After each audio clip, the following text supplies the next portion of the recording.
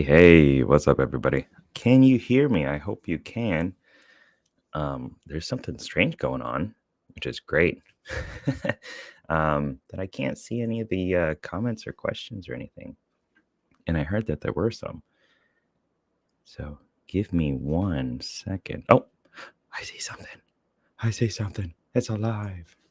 This is the best way to start any stream. This is how it always has to happen. Ow. As I get my leg tangled in cables too. This is beautiful. Hey, what's up, everybody? I see aggravated damage is here. Theodora is here. Sweet. Swetha, Julia, Piepa. That's a cool name. What's going on, everybody? Just wanted to hang out, actually, before New Year's. Before things get chaotic and hectic. See, over here in Japan, like, I don't know, New Year's is kind of chill. Of course, it wasn't when I was younger and going out clubbing all the time and stuff like that. But yeah, we just kind of hang out. And then on the 1st, we have this big get together. It's kind of like Thanksgiving in the States. It feels like, just get the whole family over. And my wife's mom has been cooking for the past 2 days, which is pretty ridiculous. Is there echo? I don't know, Yulia. I cannot hear that. Do you guys hear echo? Because if there is, there's nothing I can do about it. So I hope it does sound okay. Yeah, so she's been cooking for days now. I don't know how or where the food is being stored, but I've gone to the supermarket with her a few times. So it's kind of crazy. But I am excited for some sushi, some Japanese food all around, all sorts of good things. They always buy me pizza too, because they know that Sherman likes pizza. So that's good. I appreciate it. I appreciate the FE thoughts and love. All right, what's up? Daisy's here. Hey, Daisy. Samir, cool. Oh, your girlfriend's an ENFJ too. Nice. Yeah, my wife is an ENFJ. For those who don't know, it's an interesting experience. It's all good. It's all full of love. You can always learn something from anybody, no matter what their personality type is. It's there's always something to learn from somebody else. Like one of my best friends is an ESTJ, and it was definitely a struggle for the first while. But I found out the real thing, like the biggest issue, was my own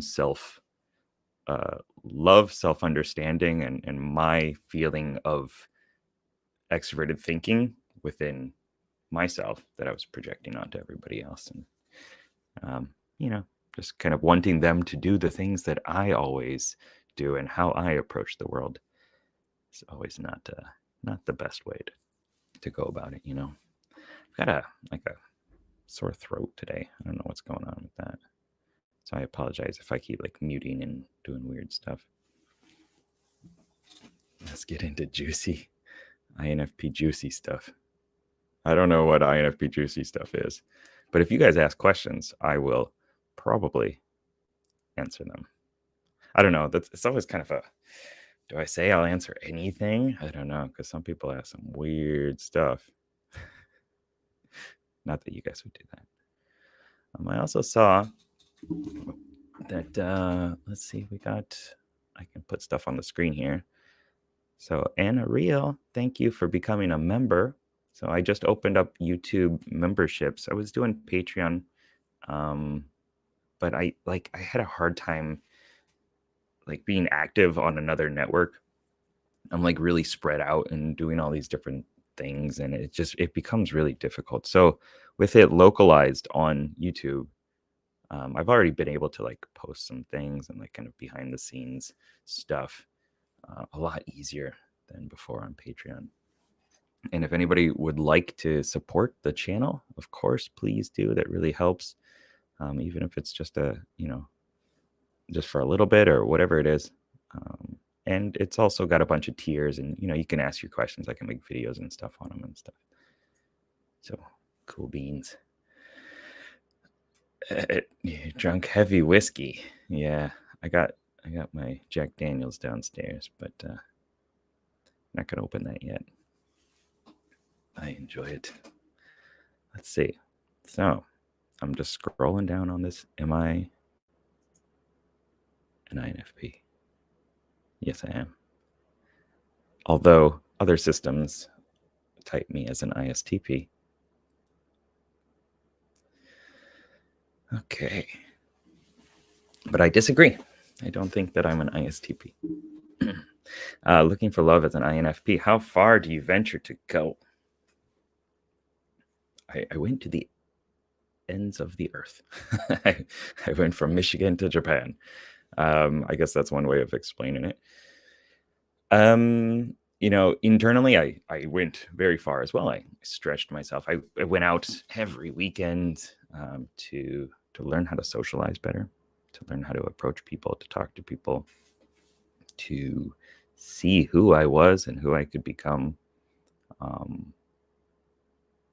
A lot of great benefits and a lot of really difficult nights and just, frustration and crying and punching walls and all this type of stuff. Just all sorts of emotional ups and downs. But I feel that it was worth it in the end. If you can,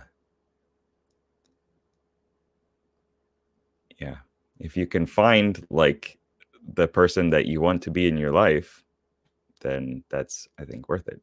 It's worth all the going out there and grinding and getting experience and stretching yourself and all the problems and the emotional issues and all that stuff.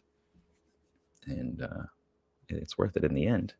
But a lot of people, I know from comments and stuff, will kind of not give up, but be like, well, I've tried before. There's nothing I can do about it. So I'm just going to be by myself.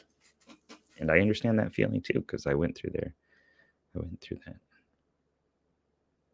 Give me a second to drink a little coffee and mute myself.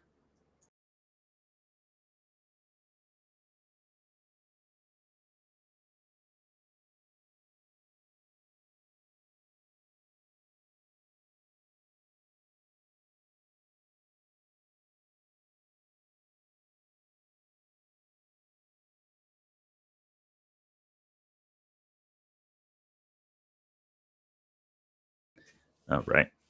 Apologies for that. Like I said, my throat's really dry. The weather here is just so dry. Everything's dry. It sucks. Can somebody be mixed types? So the model that is taught is basically you have your function stack. So the specific order, right? That these cognitive functions, these different parts of your personality type fit into, and they are inflexible. They don't move around. I go like more of a parts work kind of perspective. So I do follow the function stack. Like this is how it works. But I feel that like you can build intrapersonal rapport with these different aspects of yourself. So for me, like the commander part of myself, extroverted thinking, like I can start to communicate with that part, that character, and I can develop a better understanding and like just more self-love, more care for that character. And through doing that, I get rid of like a lot of the tension and the baggage that is contained within that archetypal container of the inferior function for INFPs. I probably went way off in terms of explanation with that. But so I feel that like you can kind of strengthen different aspects of yourself, but you're generally going to fall into the common function stacks. Does that help? It's weird talking to myself. I wish I could just like invite everybody on. We could just have a party. Yeah. What is an INFP superpower? The ability to, and the desire to go deep inside of like what it means to be human and to explore just the possibilities of that and like what each individual is on that individual level. I think is just so cool. That's one of my favorite things about being an INFP. Also, the ability to listen. Dario Nardi's neuroscience, like his work with studying the brain through EEGs and stuff like that, show that INFPs light up all these regions around, kind of like a halo. And a lot of them are for listening for intent and vocal tone and important words and things like that. So when we're listening to people, we're like really curious, like who is this person? What does this mean? What are they talking about? And we get really into it. And I feel that is a superpower. Although my mom would probably say that I don't listen too much, or maybe now I do. But yeah. So that's one thing. And then once we like decide, once we are like, okay, I know what that's about, then we shut off and we stop listening. But maybe that's another thing. Lots of INFPs here. Cool. My Enneagram type, I'm an Enneagram type 9. I thought I was a 4 when I first studied Enneagram. And yeah, I just like it felt right. It felt right that 4 was the thing. INFPs are often 4s or 9s or 6s. I have heard a couple other ones too. But yeah, what I did was, for some reason, I got the idea of like, well, I'm not angry. I'm never angry. As a type 9 just doesn't quite fit. I liked the harmony, peaceful, don't rock the boat thing. But I decided to tally throughout the day how many times I get kind of like frustrated, just irked by little things. It was a lot. it was a lot, and I do live in Tokyo, and there are lots of people, and I don't like people like bumping into me or like getting close and not paying attention to other people, like as they're walking, like a lot of rude kind of behavior because there are a lot of people. But that's my excuse for being frustrated. But yeah, I tallied that up and I was like, wow, maybe I am a bit like repressing a lot of these stronger emotions. And that was my sign that maybe I should study more about type 9.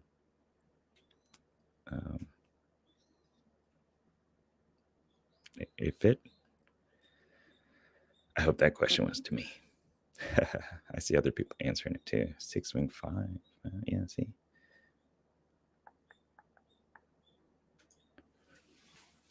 I'm just going through these questions. I know we got a bunch, and I kind of might spend a lot of time on certain ones and stuff like that, but I'll do my best to keep going through this. Let's see. What do you feel about INFJ and INFP as a romantic partnership? And INFJ likes me. Ooh. I'm saying all the right things. So anything can work, right? Any personality type matching can work. There are going to be different issues, different struggles with any of them. And that's just part of life and relationships. There's no, like, I think a lot of people probably just like, well, which personality type can I date that will never have a fight and will never clash? That'd be really nice. But there's always going to be something. What I like about INFJs from an INFP perspective is that we kind of see the world. It feels like we see the world in a similar way. Like we kind of generally vibe on like, okay, we like to do peopling stuff. Like I am curious about people and ideas, but the orientation, the stance that we take on those is different. I'm getting cold, so hold on.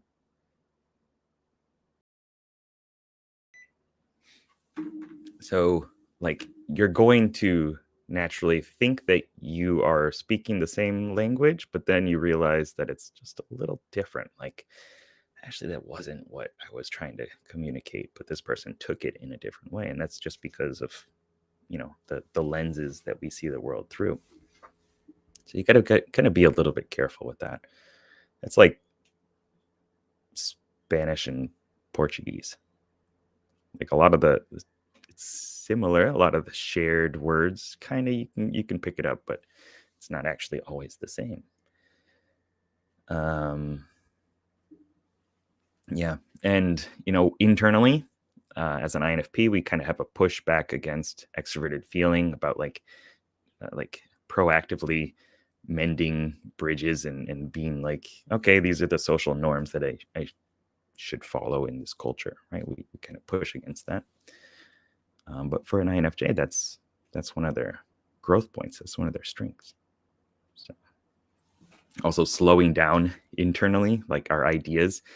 As an INFP, we tend to brainstorm, ping ideas off a bunch of things and just get really excited about where the idea could be. But for introverted intuition, it's more of like, let's focus that idea. Let's bring it down. Let's narrow it in.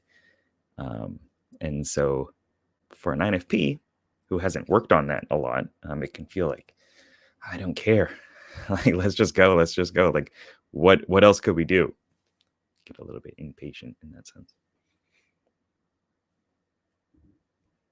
Hold on.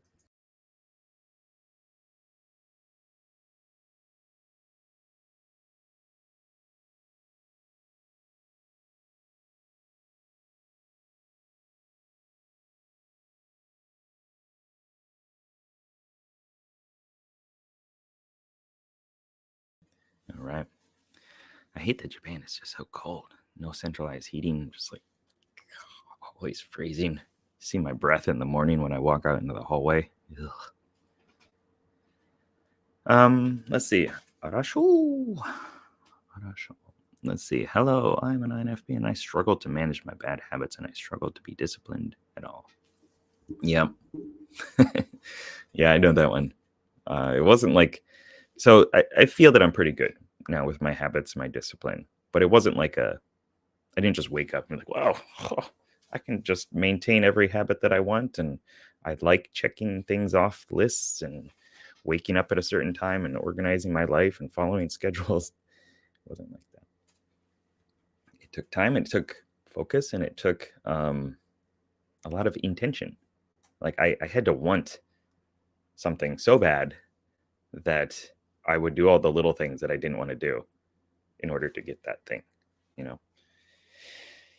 And through enough time and focus and energy and learning and studying, I was able to do it better.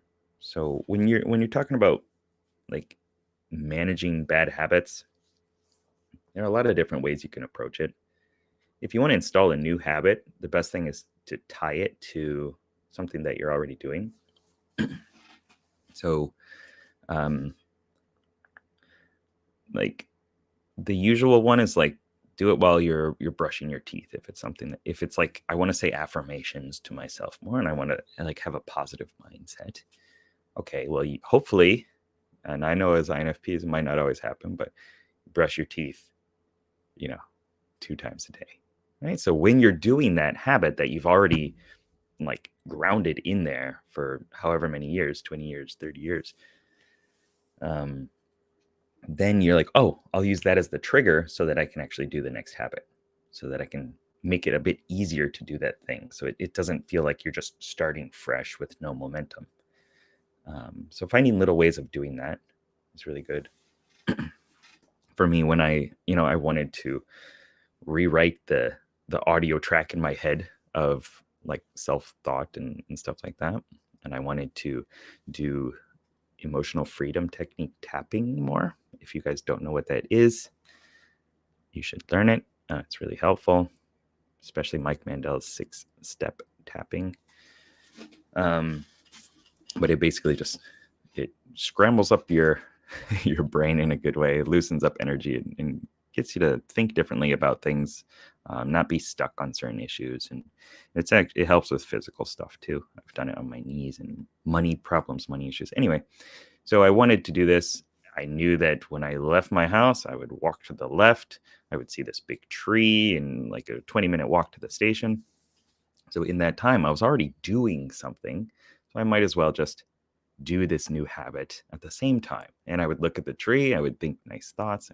Oh yeah, I love life. Life is good. I do it like a Tony Robbins, like breathe in for 4 and out for 4 and say, I love my life. Like, I love my life. Like kind of repeat it. You can do that enough and you start to improve your habits. At least this one that I'm talking about. Hope that helps. What does my day look like usually? I wake up at 6:30. I do the laundry. I do some other stuff. I jump on my computer. I start to write some content. I do my, I put on some YouTube stuff usually, unfortunately, in the morning right now. I'm like, oh yeah, I gotta be productive and look up something. I was kind of just lying to myself, but I do that until I get on the computer, and then I start working on one of my projects. Got a bunch of projects that are going on right now. Just released a book. I'll just talk about it right now because personal transformation journaling. It's a very cool journaling book. It has different examples in it as well of my own parts. And so what this journal is like getting to understand yourself and the different parts of yourself, like the part of me that has anxiety. Okay, so then you go inward and you have a conversation with that part. For INFPs, I think this comes naturally for us, and I think it's a very good modality. So once you understand that part, you get to have a conversation with it. You kind of visualize, what does it look like? What does it want? What is its job? What does it do for me? Then within the journaling process, you can draw a picture, you can take some notes, and through doing that, you're just creating new neural pathways. You're bridging these different aspects of yourself so that you can feel differently about it. You can have self-understanding, self-discovery. It's beautiful. So I work on a project. I got a bunch of those. That one just finished, but I'm working on a big course. Got another course that just finished and another journaling book. So yeah, I just kind of have some sort of task, and I do that for as long as I can until my daughter and my wife want me to like eat breakfast or engage with them or do something family like.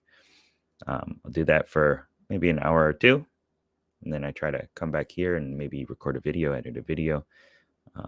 That takes quite a while, and I go back and just keep bouncing back and forth between, I guess, family stuff and my own stuff. I don't have a specific schedule beyond that. And I go to bed around 10:30 or so that I can wake up early again and focus on what I want.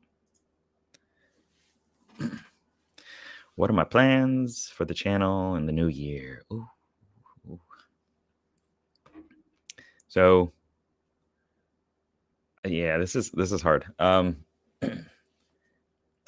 quite conflicted with the channel, gotta be honest, in a lot of ways. Like, I don't always know what content would be best to make.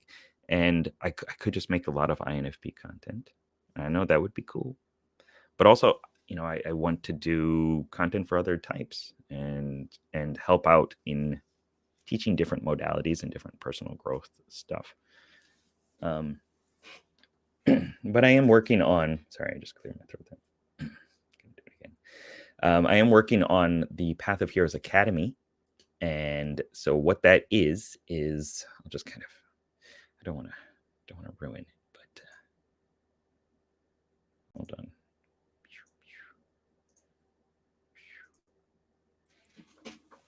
We'll just quickly go through this because this is tied directly to your question. I want to make more content that teaches personality type and focuses on personality type. And the modality, the method that I want to go about doing that is through this Path of Heroes Academy.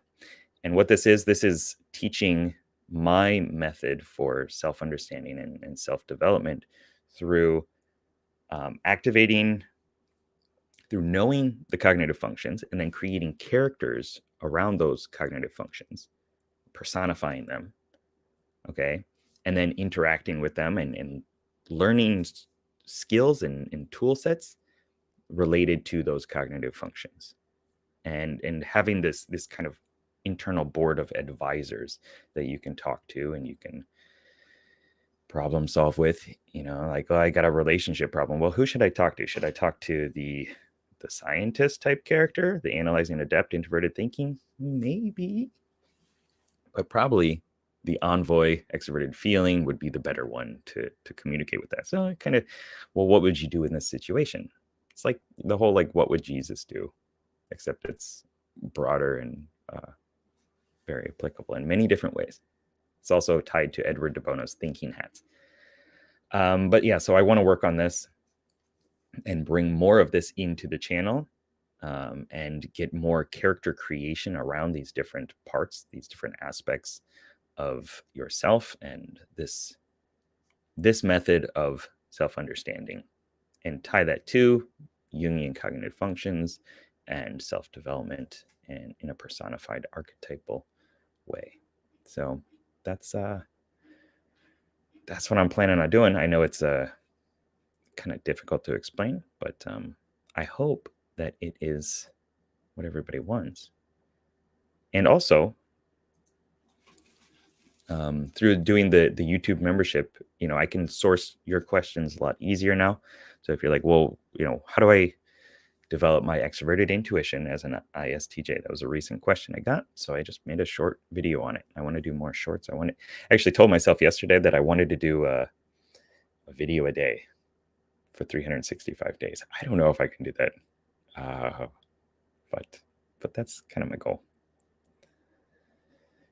Let's see.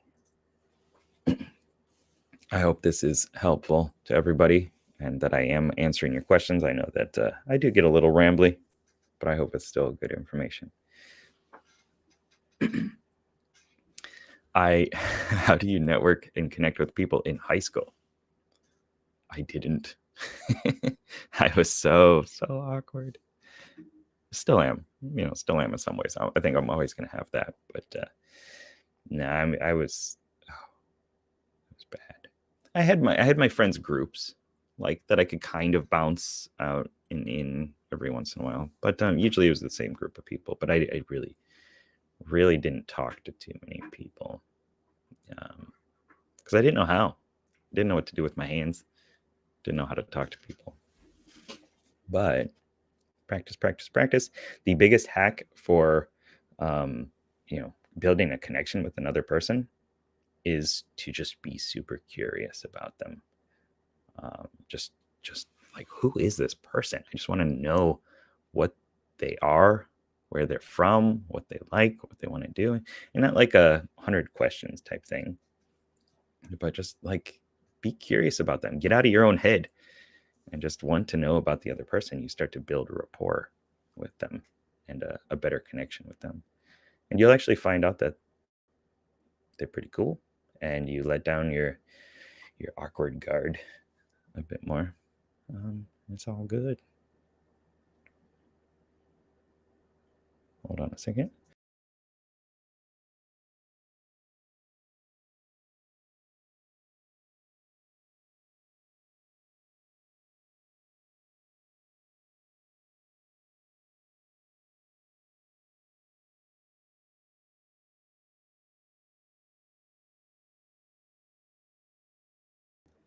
All right. So I hope that helped. Let's see.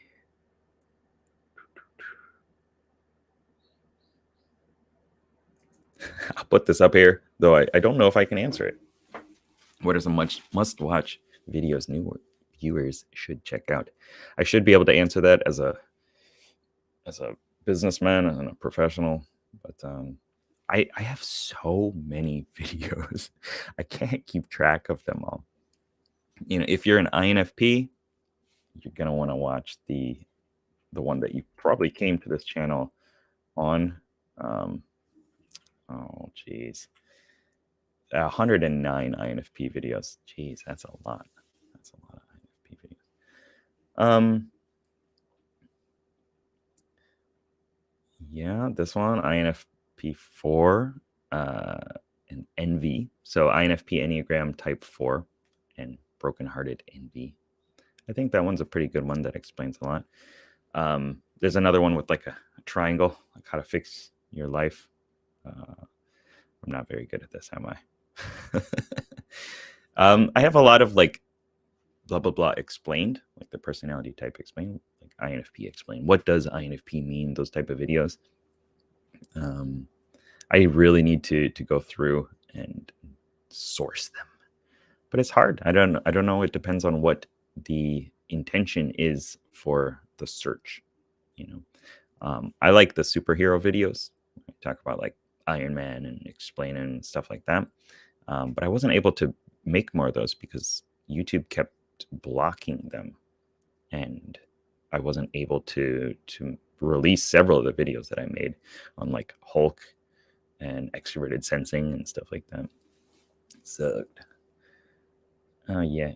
So,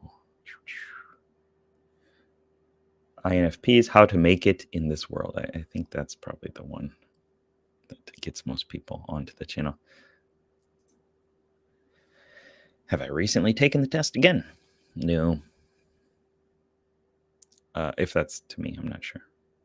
I think it is, but no, I mean, once you know what it's about, then it's kind of hard to take the test properly. And I think taking the test can be a good start, right? It kind of gets you oriented, but really delving into what are the cognitive functions, what does that mean, what is the cognitive function stack, like self-exploration from there is really where it's important. Yep. I don't know. I think I have a lot of embarrassing moments. But I've done a lot of work on them. I've gotten rid of the emotional attachment to them. So it's all good. You can do that again through tapping. You can do a lot of different like timeline work and stuff like that, which I talk about a bit in the I Now Feel Positive masterclass, infp.geekpsychology.com. If you haven't got that, it teaches you about your personality type as an INFP and how to leverage these different characters within you. And sometimes we can get caught up in the past and we're like, well, it happened like this, so it's always going to happen like this, and nothing's going to change. And we just relive these negative emotions, but you can rewire it. I believe might have been Richard Bandler or John Grinder from Neurolinguistic Programming that said it's never too late to have a happy childhood. I like that because what happened in the past might have been horrible, it might have sucked. Sorry for that, but you can change how you feel about it. You could also take it as a learning lesson, and something better could happen because of that. It's a much more positive approach to it. One that,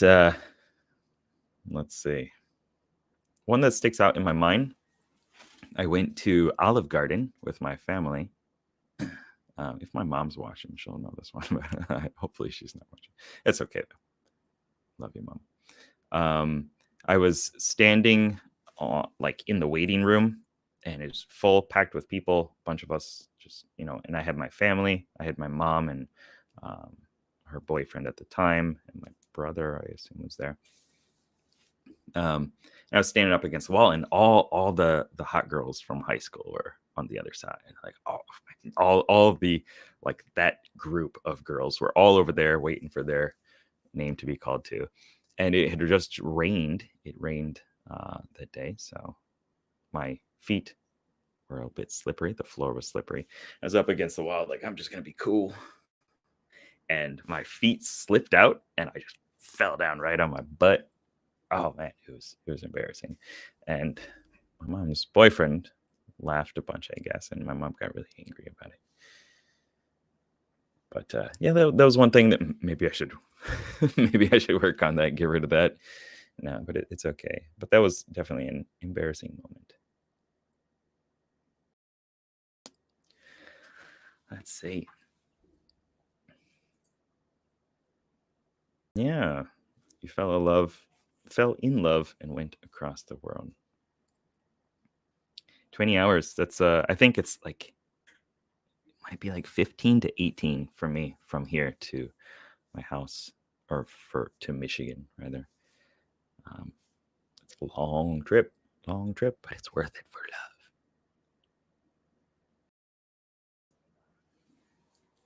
Man, aggravated damage. You got a lot of good questions. And I see like the scroll, the tick bar is like this much on all this other text. I'm excited to go through all these. What have I done this year that I'm most proud of? There's so many things. I think just in general, just the consistency of like striving to create a business around the life that I want, and being focused and not letting myself slack off too much.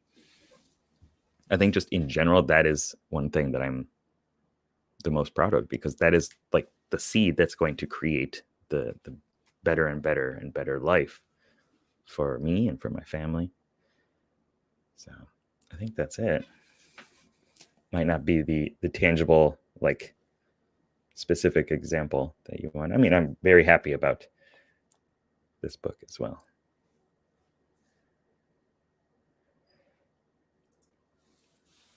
My favorite video game. I play a lot of League of Legends. I play Wild Rift on my phone a lot. I've deleted it a bunch, installed it a bunch. I still like, I need some time to relax and unwind. And usually I don't do that unless I have a game on my phone. Which of course it wasn't always like this. Yeah, it was the opposite. I used to always play games, and then be like, maybe I can sneak in some self-development. But eventually I started like rejigging that and moving all the time that I spent in video games and stuff into self-development. Now I would say I study like several hours a day, which is great. Feels good. What's the most INFP animal? I guess it depends which part of the INFP you're talking about. Like for me, I made pirate animals for all my cognitive functions, and I actually started to work on a game called Pirate Tales. It was really cool. But basically, introverted feeling for me was a panda. Extroverted intuition was a squirrel with a bunch of different guns. The panda was like a bard, like a poet. Introverted sensing is a big turtle that has like an anchor from his old pirate ship. I wish I could find the pictures quickly enough. Extroverted thinking was a big rhinoceros with a buster sword, just like this huge, massive, like clouds sword. Here we go. This, I don't know if this is going to work too well, but I'll at least hold it up to the screen and see if you can see it. That's introverted feeling. Oops. Here we go. Extroverted intuition. This little squirrel with a bunch of guns. That's definitely how I see extroverted intuition. That's my introverted sensing character, right? Big turtle, slow, got an anchor, got scars from his past. Ooh. Extroverted thinking, rhinoceros, just charges in there, brute force. I've actually role played him in the game that I made, and man, I felt like I was always acting as he was angry. Like that was my portrayal of the character, and it really gave a big insight into how I see extroverted thinking and ETJs. I'll just keep going with these. Extroverted feeling was a bovine. She's a cow. She nurtures and cares for people, and she's an ambassador type character. Let's see. Introverted intuition is a wise owl. Flies above, gets a different perspective on everything. Kind of scries into the future. Extroverted sensing, a tiger. Toraji, as I called him, with two hammers, and he's, he pounces on the action, goes out there swinging, as extroverted sensors might do. And introverted thinking was this like coyote, I believe, or wolf. I don't remember. Who has like arm runes and stuff like that. Does a bit of magic, but he's more like a ISTP style, like Bruce Lee. I don't know if that answers your question. I also like dolphins and monkeys. How do you deal with the fear? With fear getting in the way of what you know you should do. You got to train yourself to do what's important. And it takes time, it takes practice, it takes consistency. You know, never going to want to do these things like to go up and talk to a group of people, right? If that's what it is. But if you can convince yourself that it's the right thing to do, that the benefits outweigh the comfort, and you do that enough, then you start to realize that that's the pattern. And when you're feeling that way, then the best solution is to actually just engage it and embrace it. I have a course called No More Fear of Failure. You can look that up, no more fear of failure.geekpsychology.com. Teaches some mindsets around how to approach that. And the consistent mindset of failing forward is something that really helps. A complicated success, as I like to call it. So if whatever happens, if you're not dead, then something beneficial can come out of it, right? There are lessons through every experience. So there's no failure, there's only feedback. Hope that helps.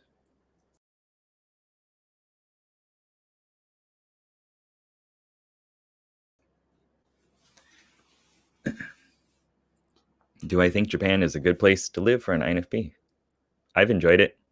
Definitely felt more home to me than my home in Michigan. Now, is it for everybody? I don't know.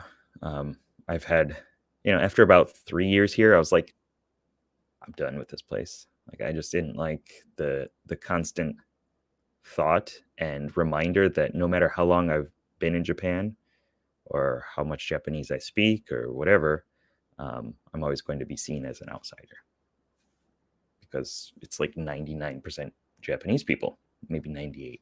No, I don't know. Yes, I can use chopsticks. Yeah, I know. Thank you. Thank you for reminding me. Oh, yes, thank you for telling me that I speak Japanese well. Like, it's meant to be a compliment, but after you hear it for 17 years or whatever, it's like, thank you. But I do feel that INFPs specifically need to just get out and go somewhere. Just go explore as many places as you can, because that's how you find that you've already known who you are all along. I like your name, Kim Pasta Bowl. How do you make friends? I mentioned it before, of like just imagining the other person is just so interesting, just being so fully curious about them. And that's the starting point, right? Because from there, you have an endless amount of questions that you can ask, and domains to travel down and explore, and pathways and things. From there, somebody asked in a recent comment as well, like, I don't know how to continue relationships. What should I do? And it's like, it takes nurturing. You have to grow the seed of the relationship, if that's the metaphor that you want to use for it. Like, you got to water it, you got to take care of it. And the relationship can be like that too. I know what happens for me a lot of times is like, I just get so distracted and busy, and I don't really want to do peopling stuff. And so relationships can kind of wither away. But it has to be maintained if you want to have a deep friendship.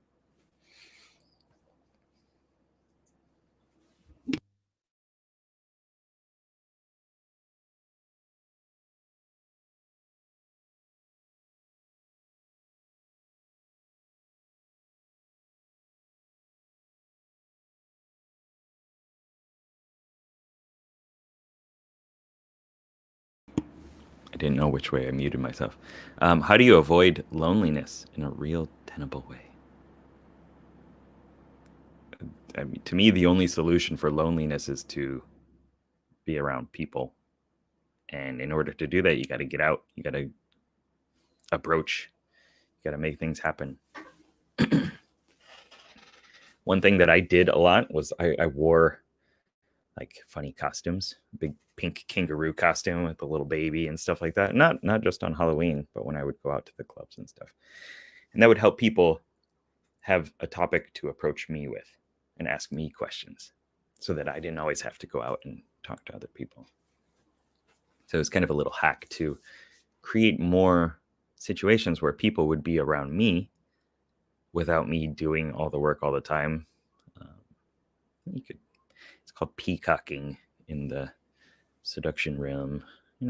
Like wear some interesting trinkets and gear, and hopefully that will help people have something to talk to you about. But really, like, you got to be around people if you want to avoid loneliness. And I know that even when we're around people, sometimes it feels like we're still alone. Practice opening up, being more vulnerable, actually expressing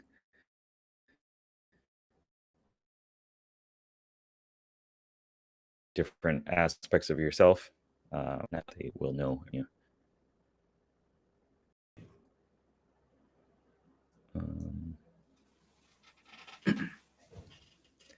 I'm a 17-year-old INFP. I want to major in lit, but my parents are against it. Yeah, I've heard this one a lot. They say that there's no scope and that I'd end up jobless. I tried talking to them, but no use. Keep trying to talk to them, or just make that choice. It's not easy, but I don't know what else to tell you, really. Like, if you're not happy with the way that things are, then something has to change. And hopefully, they'll come around and they'll respect your decision. I don't know what your parents want you to explore. A lot of times it's like law. My parents want me to go into law, and I don't want to. What should I do? So one thing that I've figured out for myself after many years is, like, you do need a baseline, like, livable salary and income so that you can explore the other things that you want. A lot of times, we're just like, well, I'm not interested in this thing, so I'm not going to pursue it at all. I don't want to do the 9 to 5, so I'm going to make music in my room and do art and write, which is really good. But if you don't have, like, the base survivability stuff taken care of, then life becomes even more difficult, and it's harder to do the things that you do want. My cover is creepy. I assume that's my book cover. It is kind of creepy. It's a heart puzzle, but there's some real heart pieces in there too.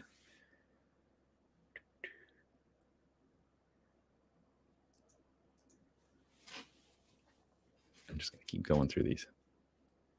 I see that that message was from almost 30 minutes ago. Wow.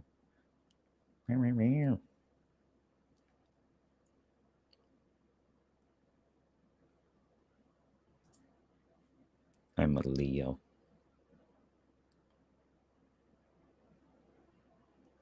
July 31st.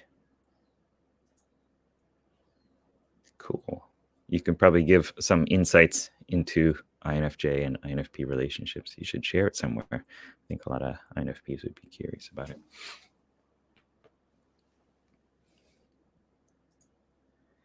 Can't imagine sharing your world with anybody else. It's hard. It's kind of scary. It feels vulnerable. And it's also, I think, pretty necessary if you want to have a good relationship with anybody, is to share, to actually be there, be in the relationship.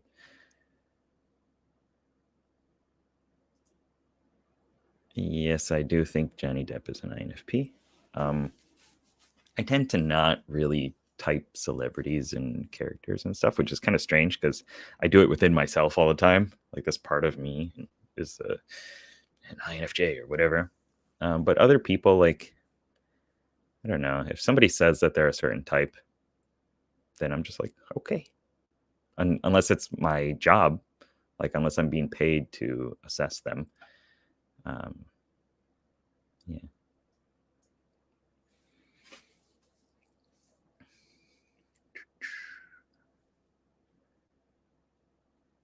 I'm just scrolling. Japan is cold. Yes, it is. Well, right now it's 6 degrees right now, Celsius. But it's also 8:20 in the morning.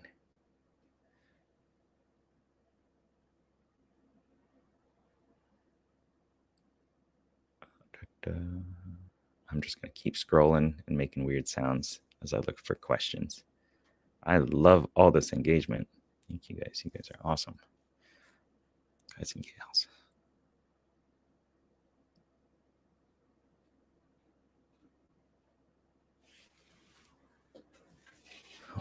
Hold on. Let me mute myself, get a sip of coffee, and I'll just keep scrolling. This is great.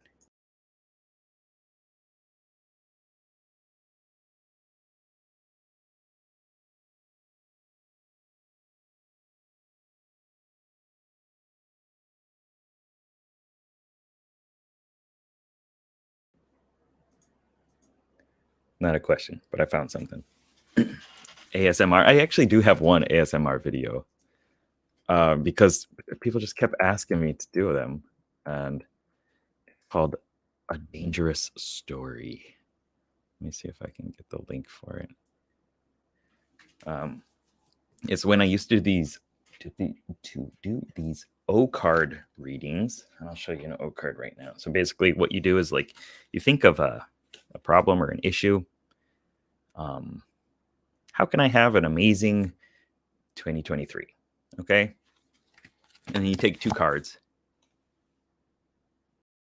and you put them together. They're different sizes, and you get the words around the outside and then a picture for the inside. And seeing this, you're collapsing, you're utilizing your left and right hemisphere, right?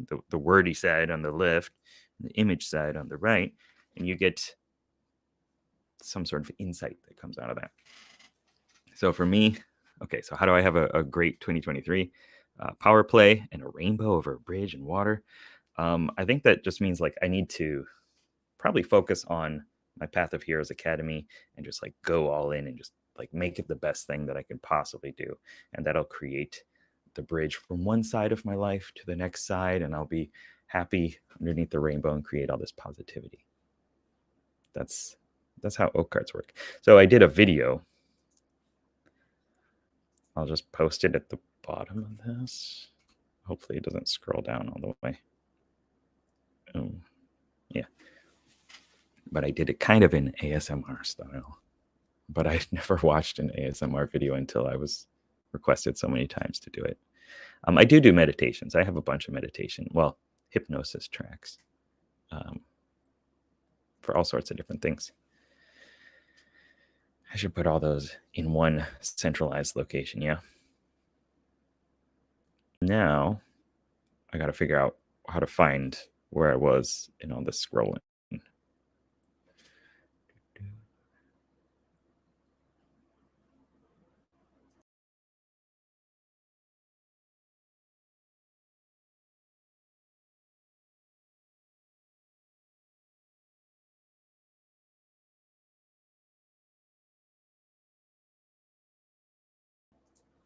I'm still looking. I don't know. But yes, I know OPS says I'm ISTP.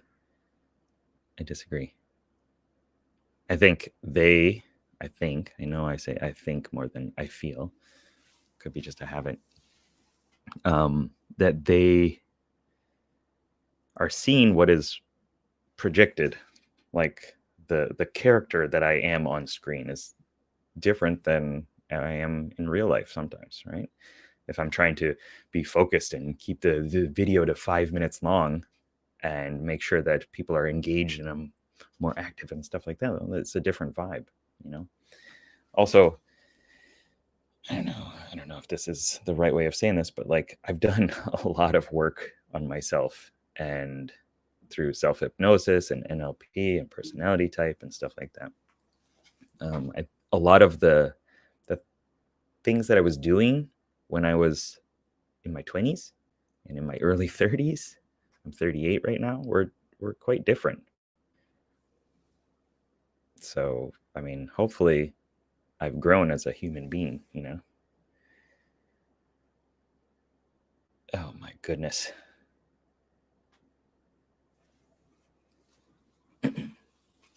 All right, let's see. All right.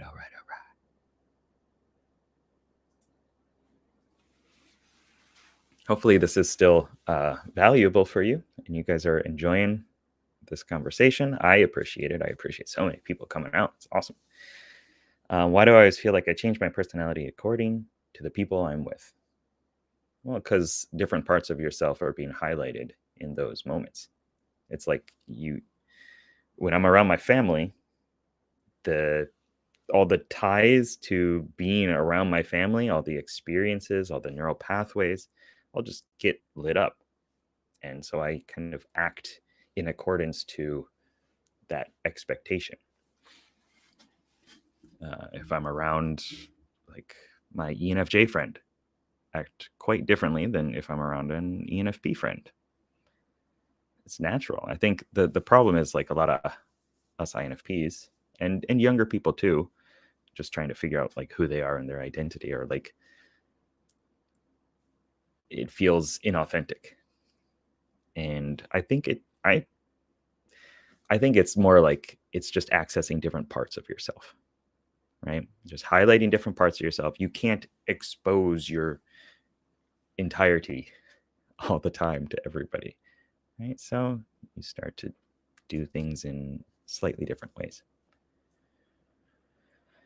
But you're still you, and you'll always be you.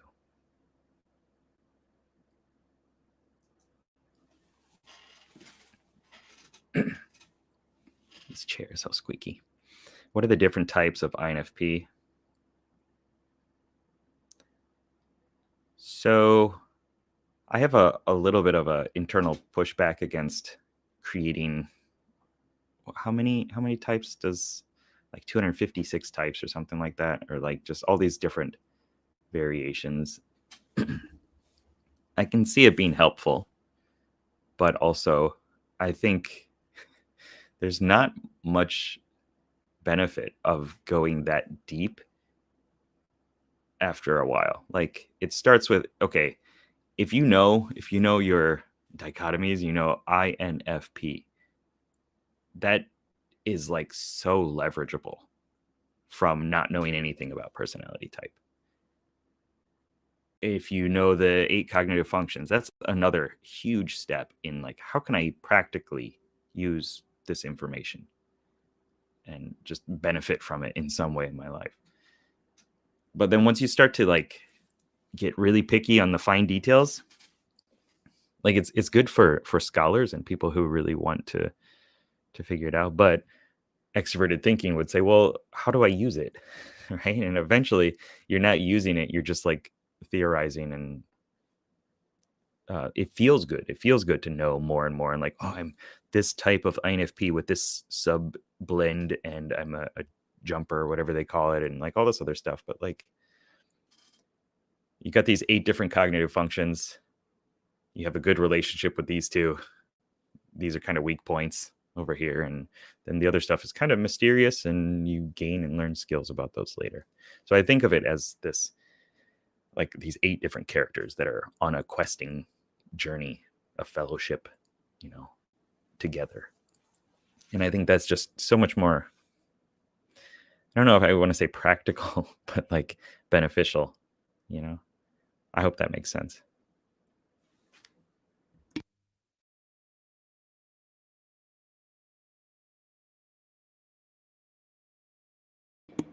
Content for other types is good. I agree. It always just kind of, it does sting a little bit when I'm like, all right, let's make a video for another type, and obviously I know it's not going to get a lot of like attention, and it's actually, yeah. But I mean, I always tell myself though that whether it's always true or not, like, if I can help one person, that's what I want. That's the intention of the video, right? But it would feel nice to get a bunch of views and a bunch of people saying like, yes, yes, this is it. This helped me so much.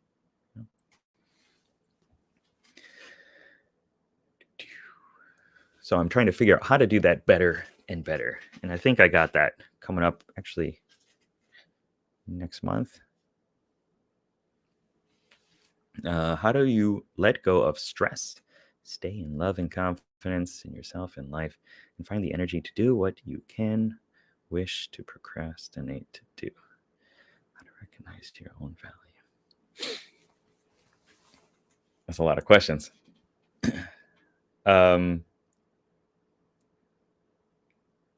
Consistent progress, consistent focus on what is important to you.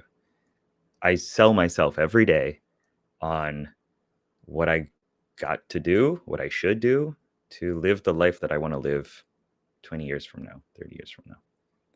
No, it wasn't always like that, right? It was not. I woke up essentially like, what have I done with the past 10 years of my life? Oh, crap. And then I doubled down on everything that I felt was important at the time, and I've pivoted, I've shifted. Things change all the time. That's just how it is. But constantly being focused on how do I become better today than I was yesterday is, I think, the best thing that you can do. And some days it doesn't work. Some days you're like, wow, today sucked. Like yesterday, I was so exhausted. I was so tired. I was frustrated. I did some mental techniques, which I talked about in the Questy email newsletter, which I send out every Friday. Go to geekpsychology.com or go to inowfeelpositive.com and just sign up for the newsletter and you'll get that. So there are a lot of like mind hacks and NLP brain techniques and things like that you can do, self-hypnosis to put yourself in the right state to do the things that you should do. And then just continue to try, to continue to pivot and change and adjust. Letting go of stress, like you're going to need to do something within your tertiary function probably, or your inferior function. So for an INFP, it's like just listen to some music from high school or some good time in your life or whatever it is. And check things off a list. Clean up your house. I felt good after cleaning yesterday. Always. Hold on a second.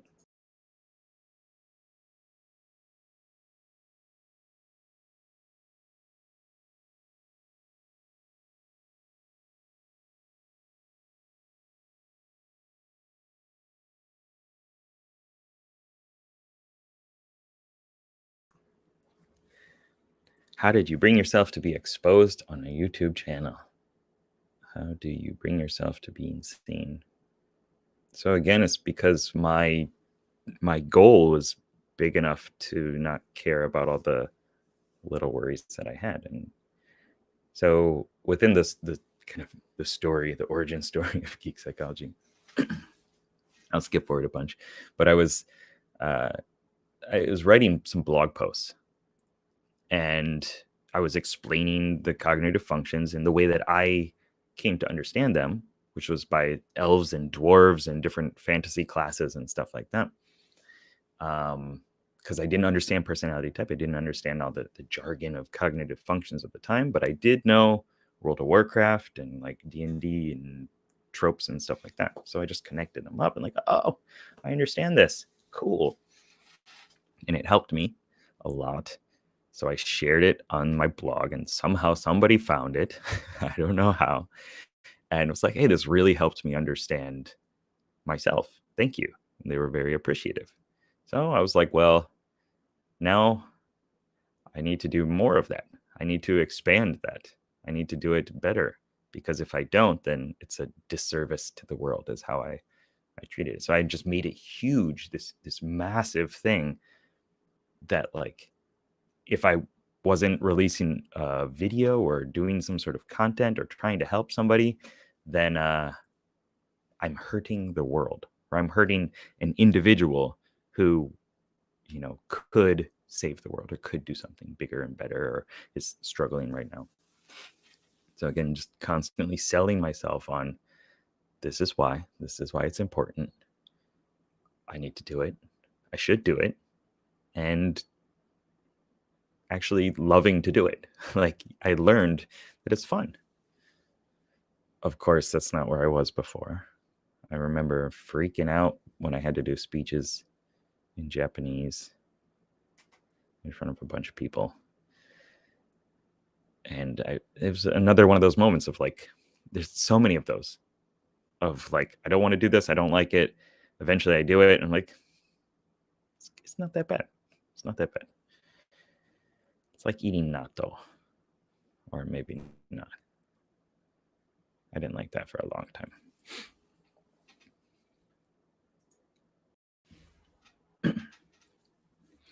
What's the purpose of understanding these types, personality types? What will better benefit us as an INFP in the long run?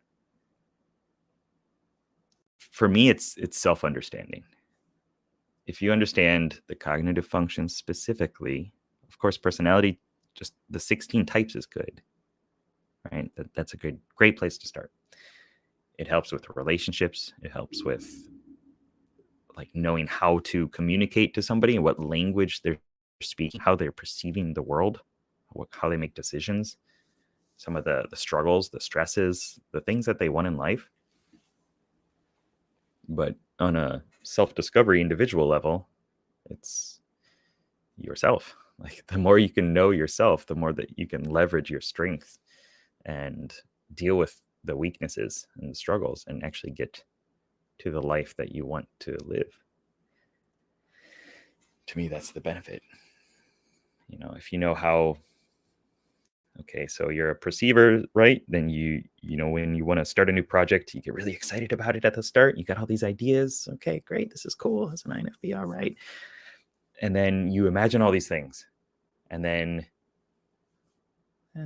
I'll just go do something else. Like, it's too much work to actually put it into tangible reality, or I've already kind of got the dopamine fix from imagining all this stuff. Well, if you know that that's your pattern, because you have language for it through personality type, then you can hack it. You can adjust it. You can do, okay, I know that I work in these bursts of energy and creativity. So if I have a bunch of little goals, that's going to work better. And I know that if I start to create this thing, if I, like, actually manifest this into the world, then that's going to create all these new possibilities for me that I can't even imagine. So, I get myself excited to do it. It's not checking things off a list that's necessarily joyful, right? But I've learned to, leverage my emotions into goal setting. And that's how I do it. And that's because I know personality type, or because I know myself. And personality type is like a cheat sheet to get there. I hope that helps. I know my stomach's going to rumble soon. I can feel it. Can or should INFPs have a romantic relationship with someone very different from their type? Could be. It depends on what you consider different. I mean, like, if you think INFPs and ESTJs are different, well, they are, but also you share the same 4 cognitive functions in the first 4 functions. So maybe you're actually more similar than an ISTP, right? But also ISTPs, INFPs, I can see that there are similarities in terms of you're both introverted judgers, and you got these. There's just so many different perspectives and ways of looking at it, right? I feel that INFPs, from my own personal experience, should have more relationships in general, because you don't know what you don't know. That's a tautology. gives you no information, right?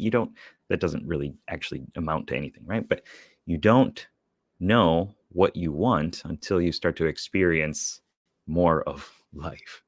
We can think we do or feel that we do, but you're going to learn more about yourself by actually getting yourself into those experiences. And it's scary, it's hard, I know, but it's part of it. How do you know who you can trust? Calibration. Again, through experiences, through like trusting your intuition or extroverted sensing, if you're good at that. Not me.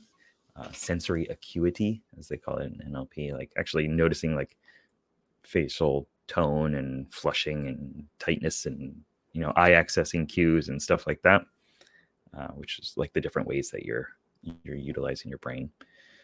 I'm not going to go down that rabbit hole right now, but I think the best thing is through a lot of experience, you start to have these patterns that you can use to generalize. You could also ask them more questions about it. I think it's funny that like this is something I do all the time too. It's like, well, for example, if this is the question, how can I trust this person, or what does this person think about me? And we go into all these like, well, I could do this, I could do this, all these different possibilities, all these different actions, and maybe it's this, but really, I could just talk to them more and figure it out.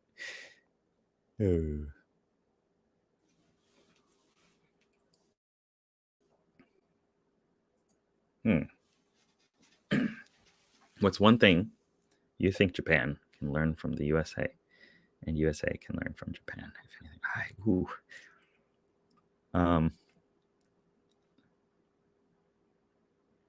so we still wear masks in Japan.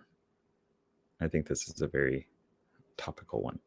And I talk to my friends in the States, and they're like, my brother and stuff like that, and they're like, well, during COVID, I was doing this. Well, we're still doing COVID stuff. Though it's a lot weaker now, it's not as big of a deal. But like when people in Japan were told to wear masks, they put on masks. And I know this is controversial, right? But like that kind of perspective, I think, can go good in both ways. So I think a little bit of sampling from each side. Like I know, like I'm kind of worried that Japan is not going to stop wearing masks. And we've always done it here. Like when you're sick, you kind of just put on a mask. It's just a normal thing. But I think just in general, like being able to follow the crowd at the right times and not follow the crowd at the right times and not have any certain like hang up around it in either way, I think would help both. How do you do that? I don't know. I don't know. That's too big of a question for little old me.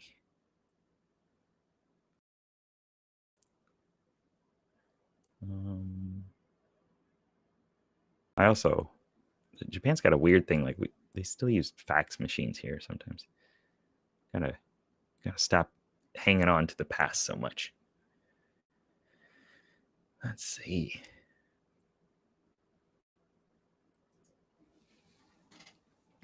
These are great questions, man. I think everyone struggles with the feeling of the grass is greener, even though we know it's not. But how do we stop this pervasive feeling? Can you stop it? I don't know. Should you stop it? I don't know.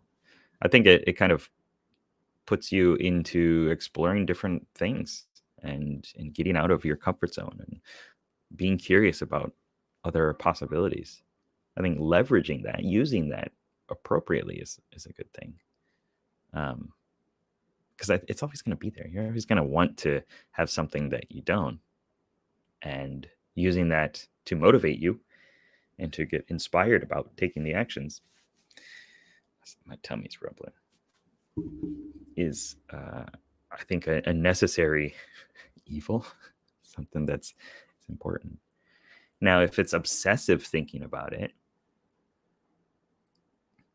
then, and it's getting in the way of actually enjoying your current life, then I think kind of reshaping how you think about growth and progress maybe is a good thing. Like if you're just not happy with where you are, then, and you want to have whatever's on the grass is always greener on the other side thing, then use that to actually take the actions. Like, just get so upset with how things are that you take action to change it. You can also do some like mind hacks and stuff like that, like shrink the image of it that you're seeing in your mind, make it black and white, move it over here, tear it up or whatever, and then you'll feel differently about it. That's an option too.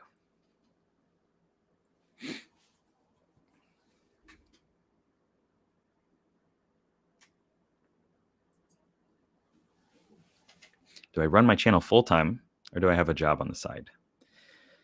I have a lot of different little streams of income. I do this YouTube stuff, right? I do hypnosis and change work and coaching.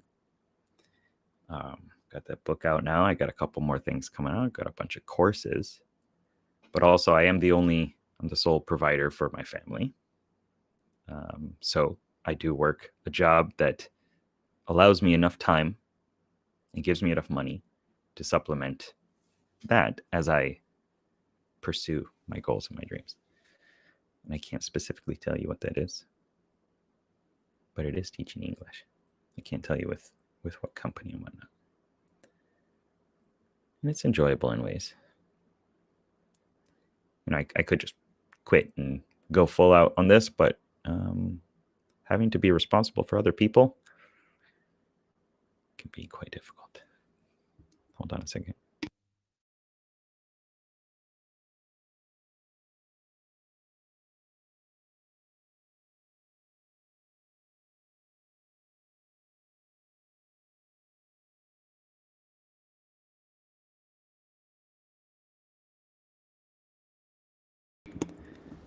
So this is again about being curious about people and using that as a hack to create connections and get closer to people and stuff like that. Problem being is that I seem to attract people who turn out to be dangerous. People who try to keep my light to themselves. If they're actually dangerous, then you got to do something different about that. You can't get yourself into the same positions again and again where you're actually potentially doing harm to yourself. I talked before in a recent Questy newsletter where like I went to Chicago with my friends. I think it was in high school. I think we were going to like a breakdancing competition or something like that. Yes, I did breakdancing. No, I was not too good at it. That is not a point towards me being an ISTP, because it was not through any sort of natural skill. It was through SI repetition again and again and again. Anyway, so I went underneath the like underpass, underneath the ground, to go to the other side of the road. That's why I crossed the road. And you know, there were like some homeless people there, and they were like harassing me and stuff like that, kind of yelling out to me and stuff. And like, I had to take the lesson from that like, actually that was probably pretty dangerous, and I should not have done that. I should not have put myself into the position that allowed other people to interact with me in that way. So if you are putting yourself in a position where other people are treating you in a certain way because of how you're acting, then that's something that, you know, you need to change for your own self and for your health and life. If it's just because of the other people and who they are, then like you're finding them in a bad place, and you should probably go somewhere else. Does that make sense? Could be the environment or your actions within that. I hope that helps. I know that's like a big question, kind of hard to delve into. Let's see. Can you change your type? No, but you can. So I say no. I'm sure there are other people out there that'll say yes, but you can like expand your understanding and your ability to wield these other aspects of yourself, right? I can get better at introverted sensing type stuff. I can get better at introverted thinking type stuff by studying mental models. Okay, that's kind of like a semi way of improving that aspect of yourself and becoming more well-rounded. Will your type change? No, I don't believe so. Unless maybe there's like some massive trauma and stuff like that. I can't say on that side. Mm-hmm. Yeah, what games am I playing? I only allow myself to play League of Legends, Wild Rift. I have a bunch of other games installed and stuff, but I know that if I just install more games, if I start playing more games, then I'm just gonna get too into those, and I'm not gonna actually be doing the productive stuff, you know. No, I have not experimented with nootropics or any of those things. Maybe if I was in the States, I would. I don't necessarily feel any way about it, but in Japan, like all that stuff is no good. NG. Yeah, I know that my mind would go into some crazy places that I don't know if I trust myself for that yet. Do I have any regrets about my life?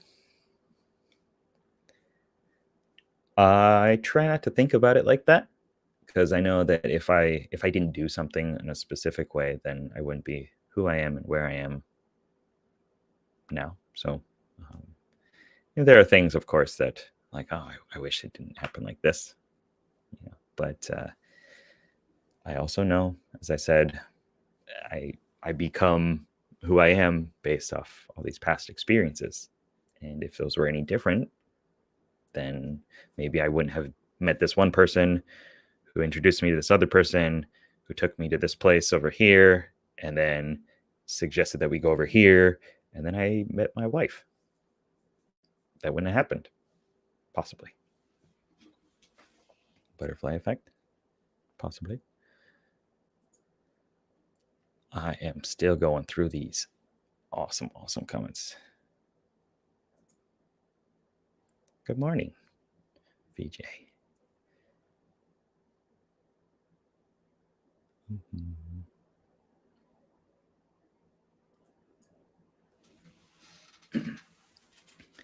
Are all INFPs sort of calm? I would say yes. I mean, there's kind of an excitable energy also there. But I think for the most part, it's quite chill. I think that excitable energy sometimes can come from like social anxiety, where we feel like we need to be a little bit more active and bouncy and stuff like that. But and especially as a type 9 myself, like I feel that I am quite low key, which has been something that like so many people have told me on YouTube, like, man, I'm falling asleep here, right?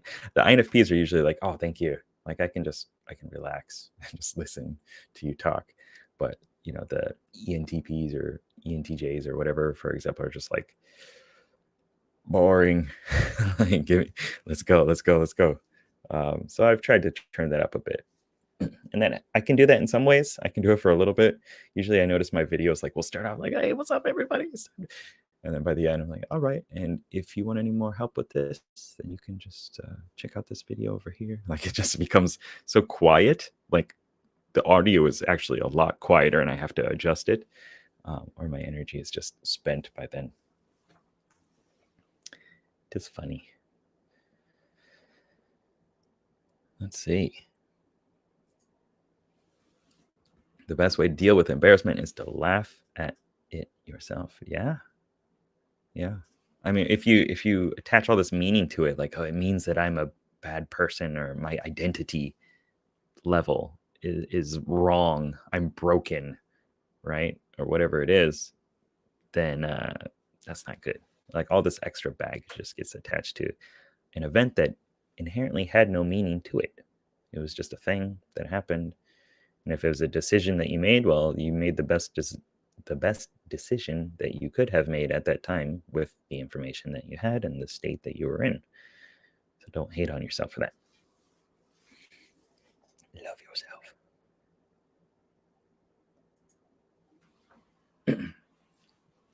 How did you become so conversant with the cognitive functions? New to MBTI. I love your insights. Oh, thanks. I studied a lot. For me, though, like analogies and metaphors are the glue to connect information. So when I was learning MBTI, I actually had my own system before that. It was like warriors and warlocks and death knights and all this other stuff. I was a rogue. But anyway, so I started learning MBTI through Personality Hackers podcast, which I am forever in debt to them. I so much appreciate what they've done, and I've gotten certification from them and stuff like that because I just like kept studying. But anyway, when I started learning it, it was too much, as you were saying. Like it's kind of jargon. It's pretty heavy, cerebral. So I just connected it with something that I knew. Like if you know fantasy character classes, then you can start making connections. Oh, it's kind of like this. If you're into cats, maybe it's like this kind of cat or this kind of cat or whatever it is. Any way that you can connect up the new learnings to something that you already know is a great start. Books.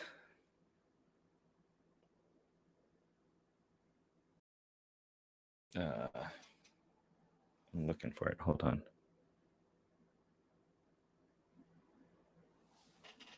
I don't want to stand up. Oh, man.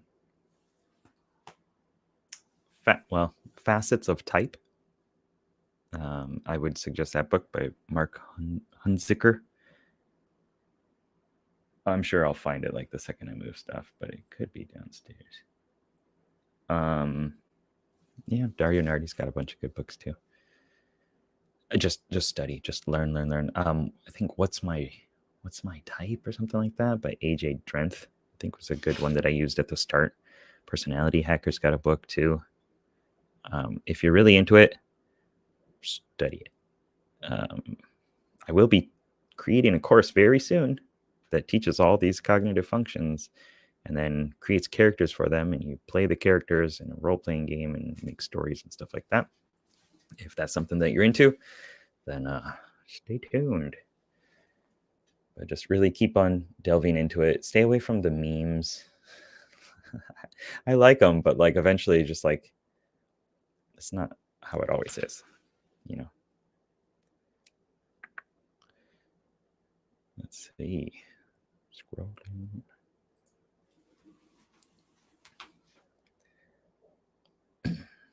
Aren't we sort of outsiders as INFPs?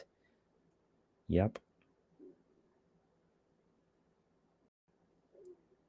I think this was in response to me, saying that I was kind of upset that I would never actually be considered as like someone who has been in the culture for this long and have learned the language.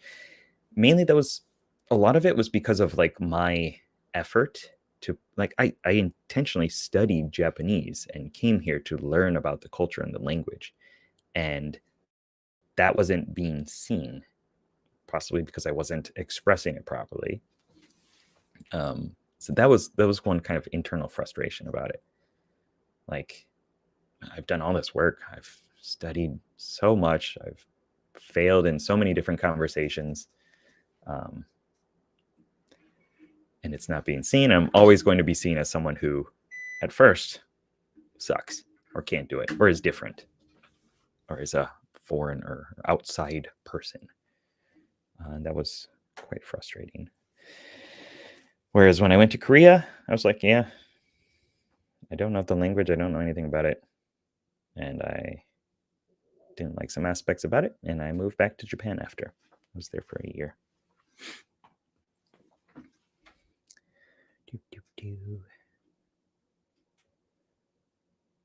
wish I could play music.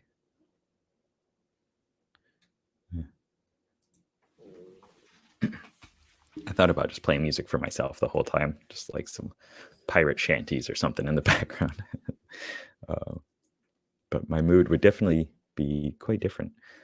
Is it ever hard for you to find motivation? Get going in like daily life? Any tips on how to improve this? Yeah, it can be.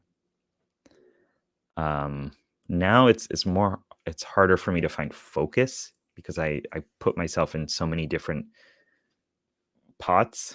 I just imagine like my foot in one and the hand in another, kind of like Twister, except I'm in all these different pots.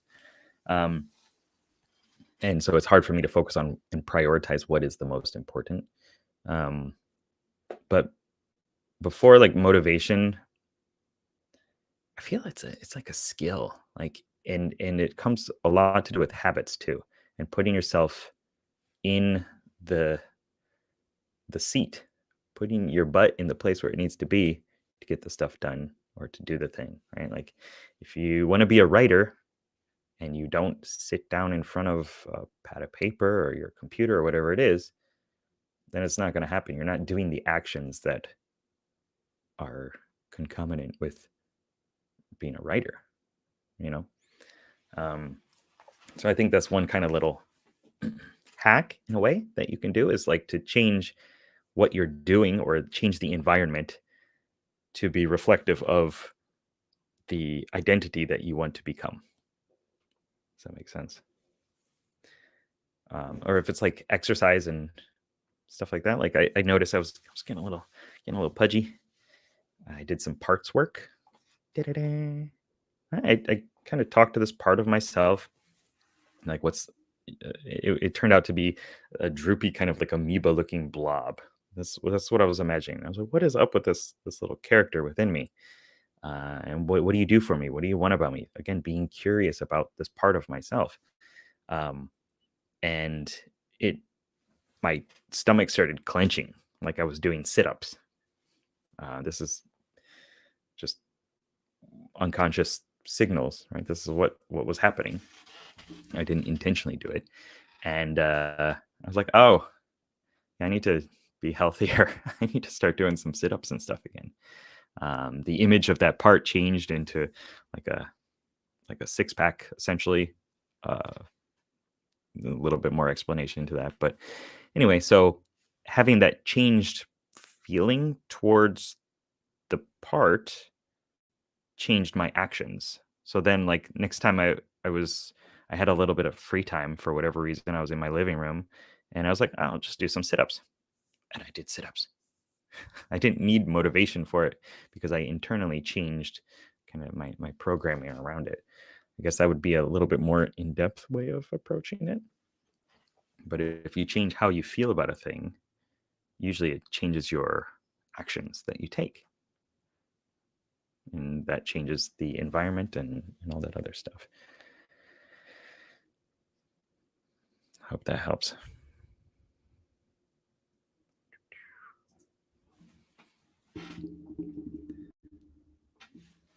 As an INFP, do you see people like their stories?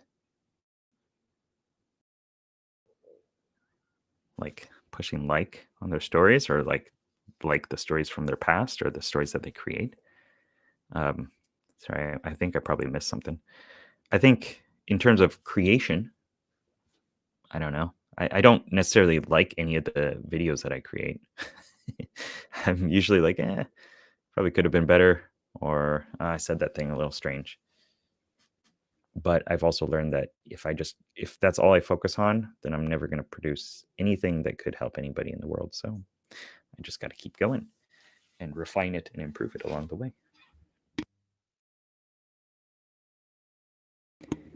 In terms of past stories, I don't know. I think INFPs, from my experience and like client calls and chats and stuff like that, and just being an INFP as well, we have a lot of baggage around the past in a negative way, and like a feeling of vulnerability and just weakness. So some of those get highlighted a bit too often. and we don't track gratitude and stuff as much as we should, which is something I always recommend, and I recommend it within the INFP masterclass, infp.geekpsychology.com. I know I'm mentioning a lot of resources in this video, but it's something that I'm working on because I've realized that people don't know all the stuff that I've created and done. Because I'm like, well, I made it, so everybody should know about it, but that's not how life works. That's not how life works. What are some ways to strengthen my weak FI inferior function so that it doesn't sidetrack me so often? Yes. Thank you. Thanks for showing up as an ESTJ.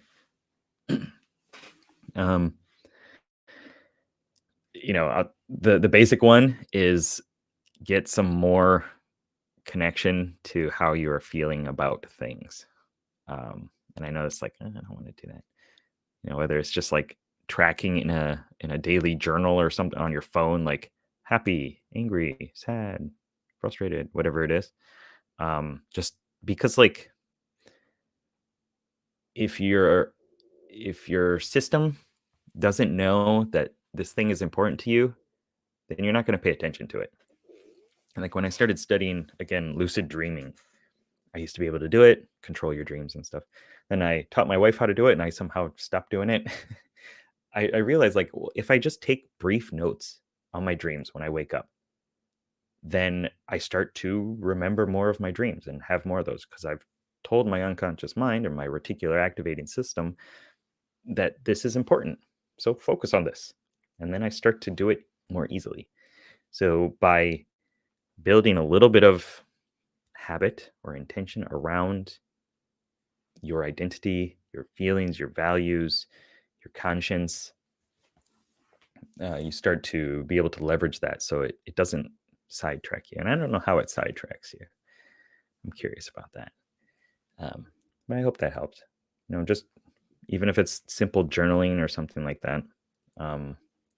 Like for me, as an INFP, when I'm doing extroverted thinking stuff, I cannot get as complex as you can with your TE, right? But mine is, I got my own way of doing it, and it's also fueled by introverted feeling, my values, like what's important to me. And then I just check off a couple things on a box, on a list rather. Self-exploration is really helpful for that because you don't want to be like 20 years from now as you're running this company or whatever to look back at your life and be like, wow, why am I even here? This is not what I wanted to do, because you never took that time to like ask yourself what is important to you. And everybody has their own version of that,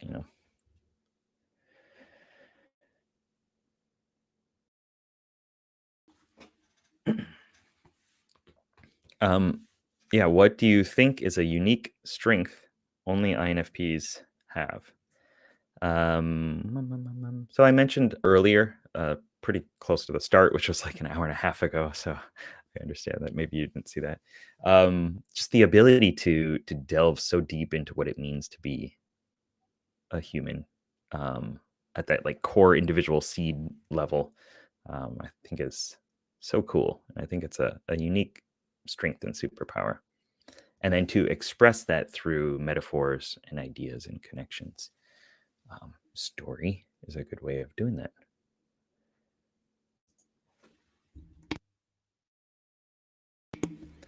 I don't know what it's doing there. I have a different screen than everybody else sees. I've got like my studio screen. So I see all the questions from YouTube and Facebook and everything like that, in a different way. Sorry, my throat is really dry. Hold on.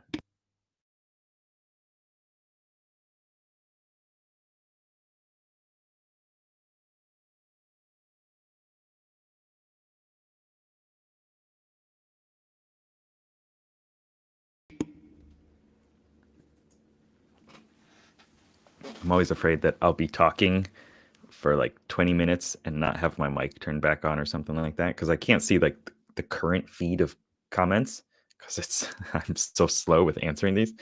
But yeah, it looks to be okay.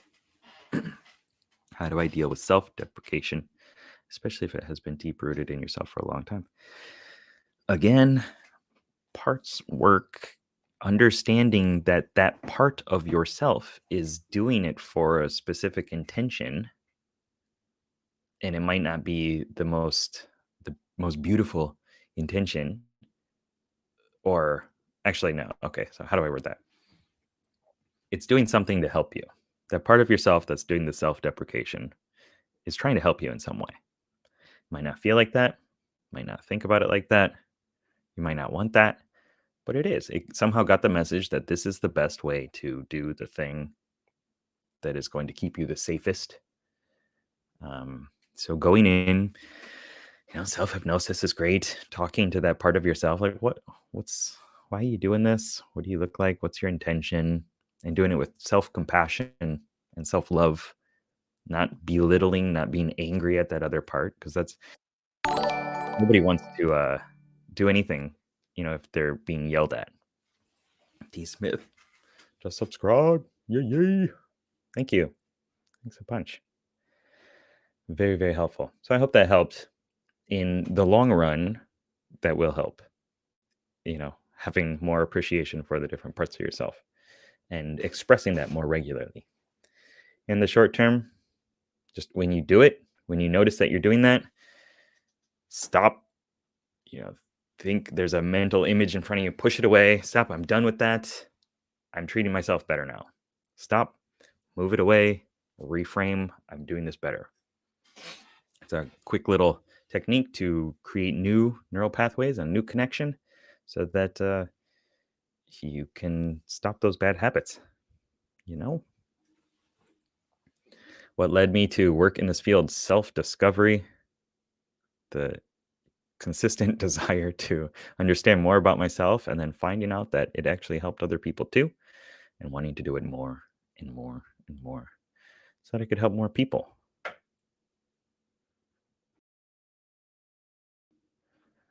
Phew, phew.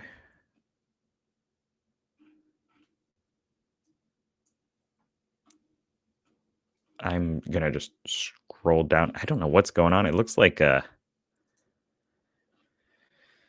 my scrolling's weird. I don't know what's going on.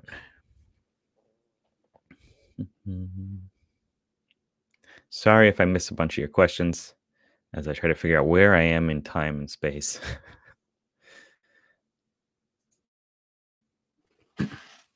You can go. Okay, so where can INFPs go to make friends, meet like-minded people? You can go to inowfeelpositive.com, join up, get the newsletter, get invited to the INFP Discord group, and hang out with a bunch of INFPs there. We do monthly calls as well with just INFPs on a screen, Brady Bunch style. I know that might be scary for some, and it's a comment that I hear a lot. But then eventually, you join us, you become one of us. In real life, in the real world, follow your interests.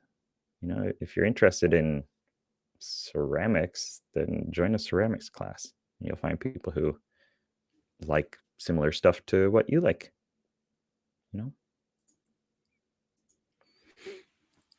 What has been the most difficult part of your growth journey thus far?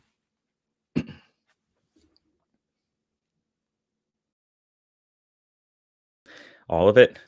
I don't know. Let's see. I think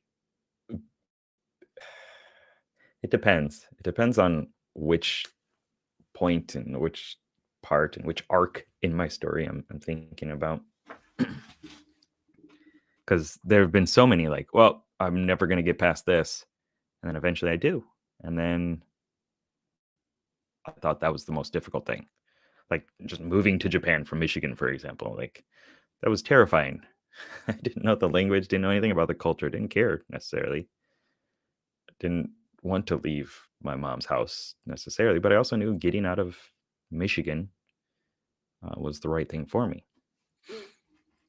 And so there have just been so many of those steps, those moments of like, courageous heroic courage, let's call it. Um, right now, my most difficult thing is like, how do I be more efficient and effective with my time? Because that's a hard one, because I have so many interests and just different things that I want to focus on, different things I want to create. I always have like 5 different projects going.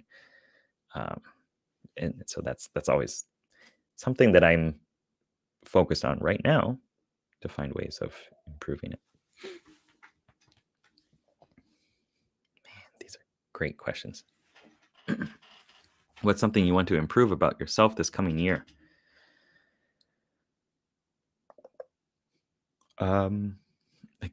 Like I just said, I want to be more efficient, more effective. I want to be on like social media and stuff more, um, in a way that doesn't kind of exhaust me, and doesn't feel like it's something that I have to do, but it's something that I want to do. Repurposing content and stuff like this would be part of that journey. Like if I can go back later or get somebody else to go back later, if I delegate it out like I should do with my extroverted thinking, get somebody else to chop up parts of the video and then repost those as shorts and things like that. Like that's how I would become a better business person. So I know that that's something I need to work on and I should work on, and I do want to work on it. But it's always it takes some practice. I've done plenty of work on that aspect of myself, and I've made it quite a lot better.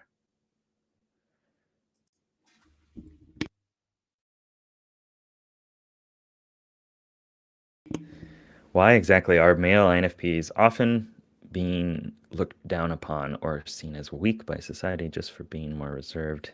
What can they do to not get pressured to adapt to other people's expectations? Most of the world, or at least US culture, is ESTJ kind of focused, ESTP focused perhaps.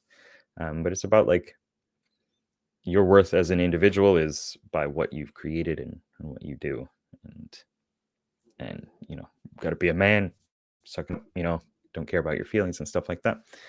That's not a beautiful view of what it means to be an ESTJ. I understand that, but from an INFP perspective, that's kind of how it comes about, right? So that's kind of what the cultures have trained people to focus on. So that's why we are seen as strange and weak. And if you want to get into like the psyche and like, okay, the projection of different aspects, projecting introverted feeling or extroverted intuition as weak or not valued and stuff like that, you can definitely explore that as well. But yeah, it's just not expressed as much. INFPs also don't put themselves out there in the public as much, so it's kind of like, who is this strange person? They must just be different and weird, right?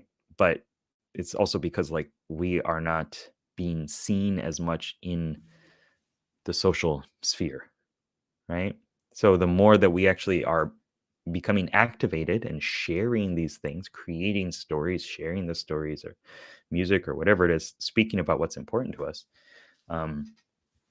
the more permission it gives to other INFPs to do that, and then the more it'll be noticed as kind of normal. I don't think it'll ever be normal, but I'm okay with that. And to not adapt to other people's expectations, that's on you. Like, you might feel the pressure to do it. You probably do. I think we all do. But it's up to you if you actually adapt to that. And it's not always a bad thing. It doesn't make you not you by changing different aspects of yourself or improving them or adjusting them. But of course, you do got to be careful. But I found out you'll never actually like lose yourself, at least from my experience.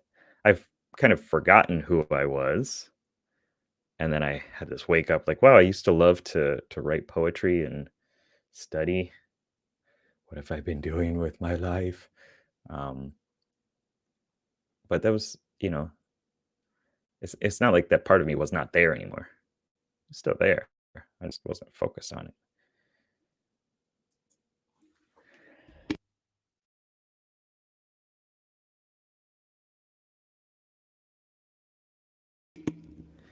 As an INFP, how can I get out of self-destructive habits? Is there an insight that can help in relation to my personality type?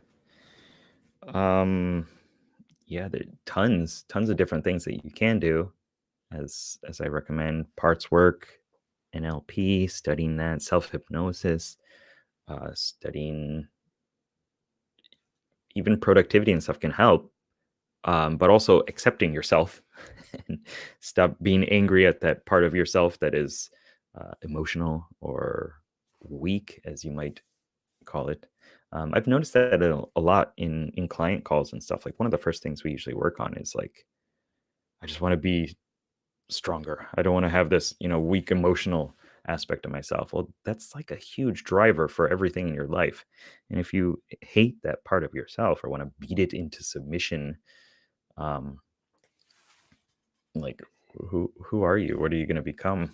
It's not good. I would rather, you focus on the strengths, and that comes through self-appreciation and self-love and training yourself to actually see those different aspects of yourself in a better light. Um, One leverageable little hack, little thing that you can do right now is to do gratitude journaling or just journaling in general. I talk about it in the INFP masterclass. Again, infp.geekpsychology.com, as a process that I've used a lot to journal.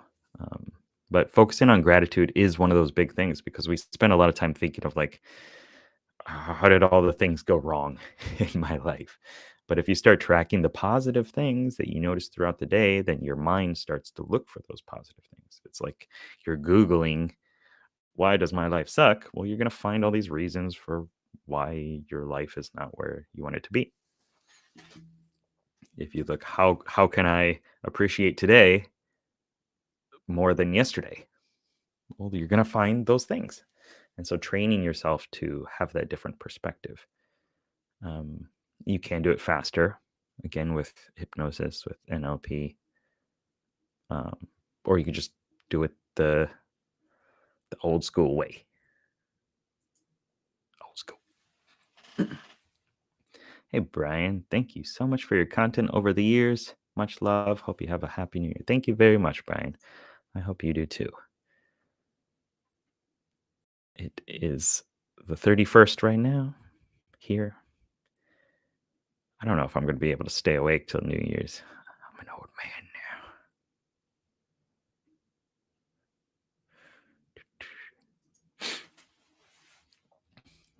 now. Do you ever feel like it is putting people into boxes by giving them types labels? I definitely see that perspective.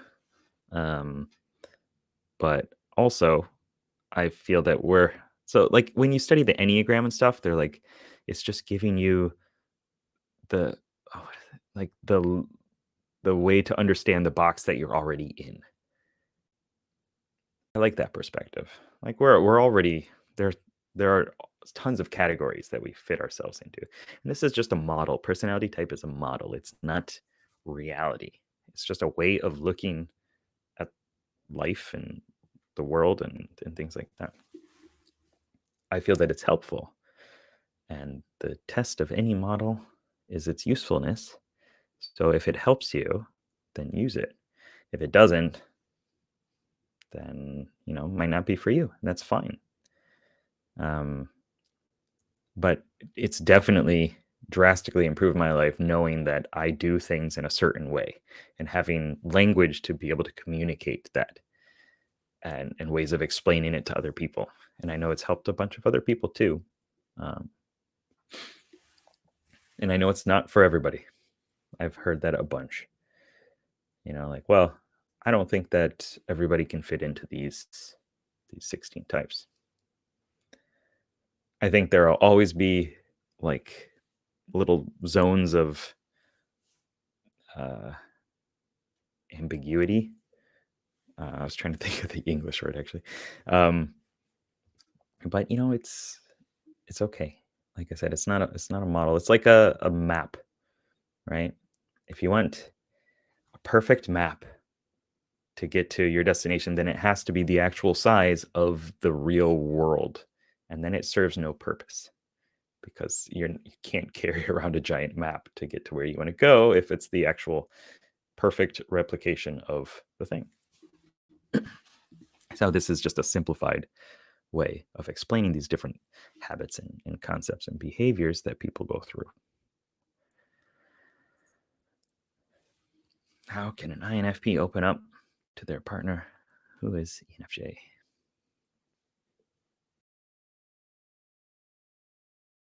You could mimic your ENFJ partner.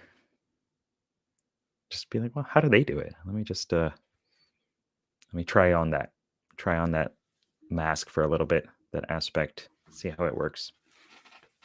FJs have a very good ability to be open with emotions in order to communicate and to create stronger connections. And it can be hard. I know. I feel the same way, you know, quite often in my life too. But I'm not as resentful of it as I used to be because I just started doing it more, I think. And I know that it's on my side. Like if I'm not opening up, it's not her fault. It's not their fault. It's my own issue, and I need to know that it's okay. It's a safe place. It's okay to do. Tummy's rumbling again. Hold on.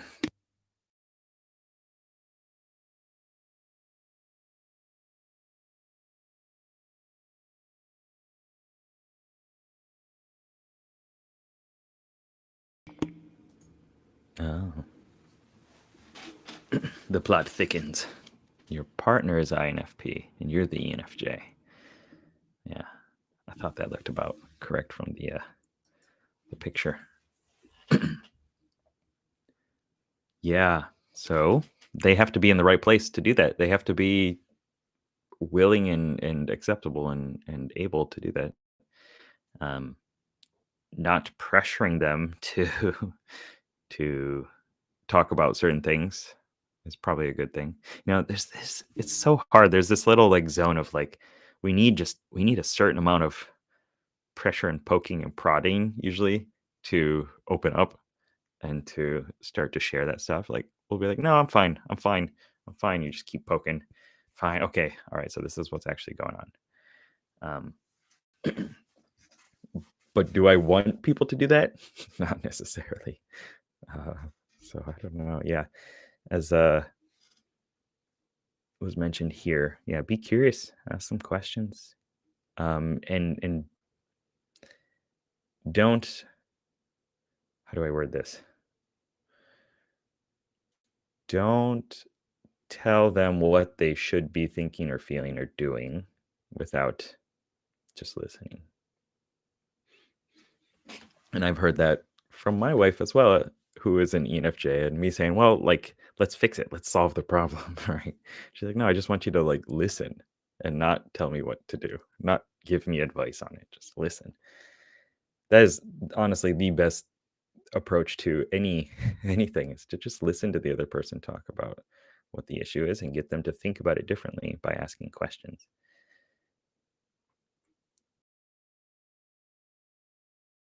What? It's midnight in France. Welcome. Thanks for being here.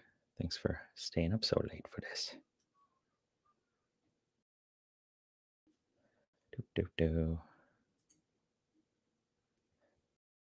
Awesome. Welcome, British INFPs. All right. Yes, thank you for showing up. I'm just going to try to go through a bunch more of these so we don't have too much like just me staring off. Why INFP are so ignored by people. For example, in a group chat, people tend, yeah. Well, I don't know if it's always that they're ignoring, but um, a lot of times I notice, like in real life social situations, it's because my voice is inaudible. Like I'm speaking like to bats, like a sonar level, and people just don't hear me because I'm not very like, this is what we're going to talk about because I want to talk about this, right? And that's on myself. If I were to communicate it more intently with more energy, perhaps, that's fine. And when people get to know you better, they start to know that that's kind of one of your quirks. That's kind of who you are, and they'll listen for that better. But at the start, it can be quite difficult.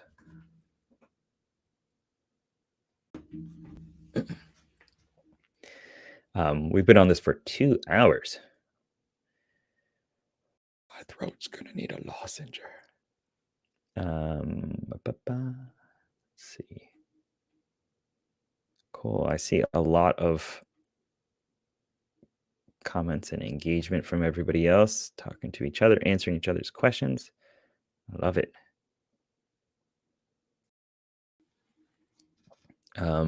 Thank you, Waves, for taking that advice and appreciating it. For ESTJs to get better contact with introverted feeling, right? Starting to journal, recording values, going to binges in search of solid identity. I'd like that. As an INFP, I want to binge on search of identity. That's my thing. Just make sure it's tied into the stuff that really charges you as a person, getting things done, moving towards making progress on your goals and stuff like that.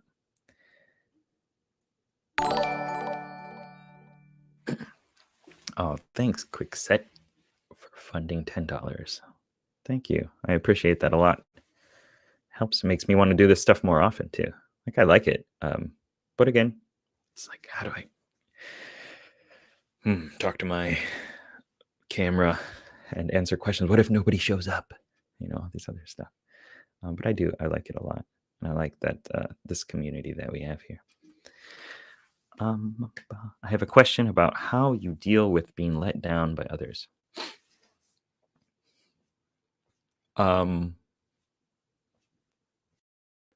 Interesting. I just had a bunch of different ideas on how I could approach this question. So if you think about it metaphorically, if you are being let down, that means that you have put yourself up above everyone else. So that might be something to consider. And how are they letting you down? Why you're not on the same level playing field as them, stuff like that. In terms of like another approach, another way of looking at it, like we idealize everything. We always like, wow, this person could be amazing. We date people, we get into relationships based off their future potential, what we think or feel they could become. And people don't always live into those, and we don't live into those ideals and idealized aspects of ourselves also. So not putting so much pressure on other people it's probably a good thing. But it's hard, I know. Yes, it is a big question. Thank you. Thanks for always watching. I see it here. Your stuff really helps me. Thank you. So happy to hear that. That's why I do it, because I want to help. Cool. I think this is maybe the last question, or the last one that I see on this screen. I don't know. It's going to be a mystery. What is it like having SE blind spot? I don't know everything that's going on around me most of the time. Just sensory realm in general is a huge blind spot.